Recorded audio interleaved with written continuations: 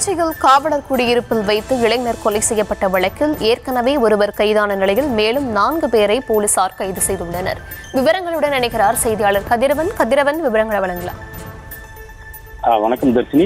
திருச்சி மாநகர் பீமநகர் கிளத்தெருவை சேர்ந்த தாமரைச்செல்வன் இவர் இன்று காலை 9 மணி அளவிலே பட்டப்பகலிலே 5 பேர் கொண்ட கும்பல் இன்னைக்கு வெட்டி கொலை செய்துள்ளனர். குறிப்பாக காவலர் குடியிருப்பு உள்ளே காவலர் ஒரு வீட்டின் உள்ளே வைத்து வெட்டி கொலை செய்த சம்பவம் பெரும் பரபரப்பை ஏற்படுத்தியுள்ளது.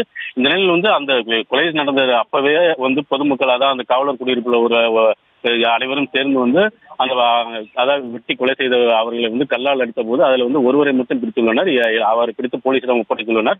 அதாவது இளமாறனை ஏற்கனவே கைது செய்யப்பட்டு விசாரணை செய்து வந்த நிலையில மீதமுள்ள 4 பேரை போலீசார் தேடி வந்தனர். அந்த 4 பேர் குறிப்பாக திருச்சி மாநகர காவல் துணை ஆணையர் செபின் தலைமையில மோப்பநாய் உதவியுடன் சிசிடிவி காட்சிகளை வைத்து இவர்கள் திருச்சி மாநகரில் இங்கு கொலை செய்துவிட்டு பீமநகரிலே அந்த காவல் குடியிருப்பை கொலை செய்துவிட்டு எந்தெந்த பகுதிக்கு சென்றார் என்பது குறித்து ஆய்வு செய்து அவர்கள் அதே போல அந்த இளமாறனையும் கைது செய்யப்பட்ட இளமாறனையும் விசாரணை செய்தனர். இந்த நிலையில் தலைமறைவாக இருந்த சதீஷ், அதாவது இது முக்கிய குற்றவாளியான சதீஷ், கணேசன், நந்து, பிரபாகரன் ஆகிய 4 பேரை தற்போது திருச்சி மாநகர போலீசார் இப்ப கைது செய்து விசாரணை செய்து வருகின்றனர். இந்த கொலை எதற்காக செஞ்சார்கள், என்ன முன்விரோதம் என்பது குறித்தெல்லாம் தற்போது விசாரணை செய்து வருகின்றனர்.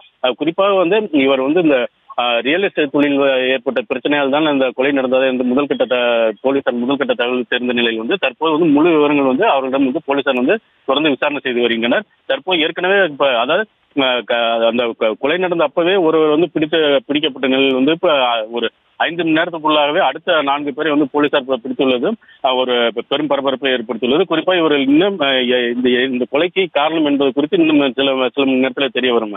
தர்ஷினி,